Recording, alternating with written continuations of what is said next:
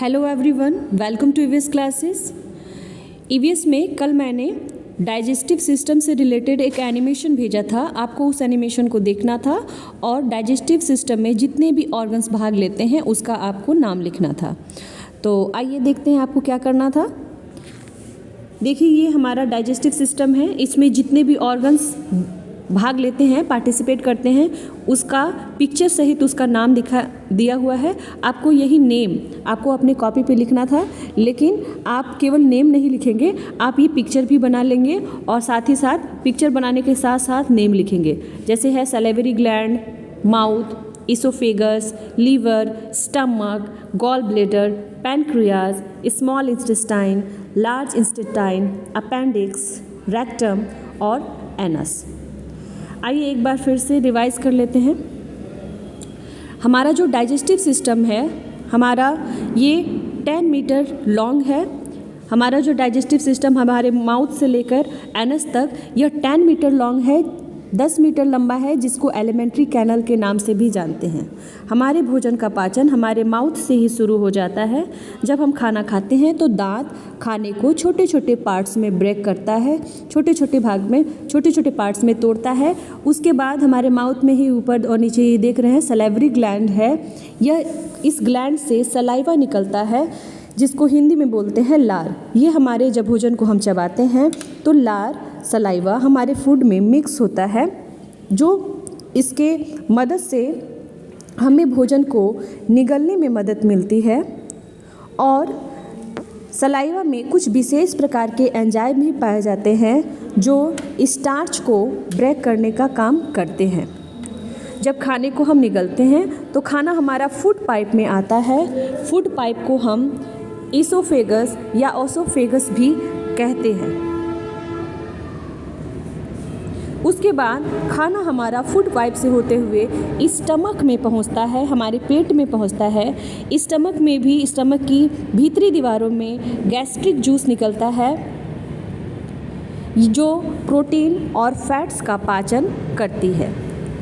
Stomach के ही right side में एक और ऑर्गन होता है जिसको हम कहते हैं लीवर।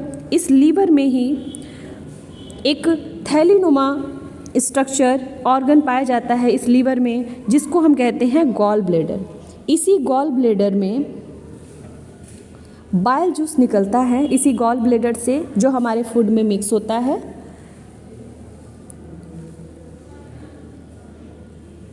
यह जो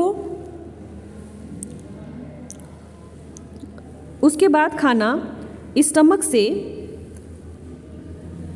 हमारे स्मॉल इंटेस्टाइन में आता है। स्टमक के नीचे आपको एक और लीफ लाइक स्ट्रक्चर एक दिखाई दे रहा होगा, जिसको पैनक्रियास कहते हैं। इस पैनक्रियास से भी पैनक्रियाटिक जूस निकलता है, जो कार्बोहाइड्रेट और प्रोटीन को सिंपल फॉर्म में चेंज करता है। मतलब पैनक्रियास से निकलता है पैनक्रियाटिक जूस, जो कार्बोहाइड्रेट और प्रोटीन्स को पचाता है। ये कार्बोहाइड्रेट, प्रोटीन और फैट क्या है, तो मैंने जब फूड चैप्टर पढ़ाया था फूड के बारे में, तो मैंने आपको बताया था कि भोजन में 5 तरह के न्यूट्रिएंट्स पाए जाते हैं: कार्बोहाइड्रेट, प्रोटीन, फैट्स, विटामिन्स और मिनरल्स। तो पैनक्रियास से पैनक्रियाटिक जूस निकलता है, पैनक्रियास से पैनक्रियाटिक जूस निकलता है, जो कार्बोहाइड्रेट और प्रोटीन को पचाता है। इसी तरह से इस लीवर में एक थैली है जिसको गॉल ब्लैडर कहते हैं। गॉल ब्लैडर से निकलता है बाइल जूस, जो फैट को पचाने का काम करता है। उसके बाद खाना हमारा आता है स्मॉल इंटेस्टाइन में, इस छोटी आंत में आता है।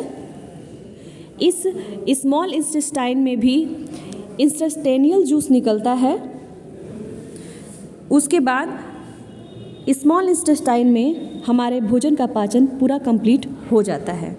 उसके बाद जो भी वेस्ट मटेरियल होता है वो हमारे लार्ज इंटेस्टाइन में आता है। लार्ज इंटेस्टाइन में केवल वाटर एब्जॉर्ब होता है।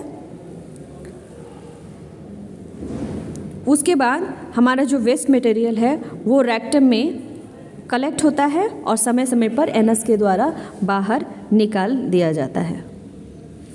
हमारे स्मॉल इंटेस्टाइन में छोटी आंतों की दीवारों में एक हेयर लाइक स्ट्रक्चर पाया जाता है जिसको विली कहा जाता है। यह विली क्या करता है, फूड में जितने जो भी हम खाना खाते हैं उनमें न्यूट्रिएंट्स होते हैं, 5 तरह के न्यूट्रिएंट्स पाए जाते हैं।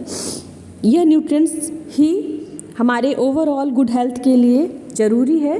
और विली क्या करता है, हमारे खाने में जो भी न्यूट्रिएंट्स हैं उसको एब्जॉर्ब करता है और उसको ब्लड में मिक्स कर देता है। हमारी छोटी आंतों की दीवारों में हेयर लाइक स्ट्रक्चर, बाल की तरह स्ट्रक्चर पाया जाता है जिसको विली कहा जाता है।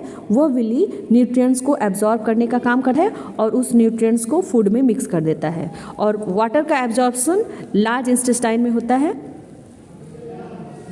पूरा कंप्लीट भोजन का पाचन वो स्मॉल इंटेस्टाइन में कंप्लीट हो जाता है। तो आपको क्या करना है, ये पिक्चर जो है डाइजेस्टिव सिस्टम का, केवल नाम ही नहीं लिखना है, डाइजेस्टिव सिस्टम का ये पिक्चर आपको पूरी तरह से बना लेना है और उसके बाद आपको नाम लिखना है। Thank you.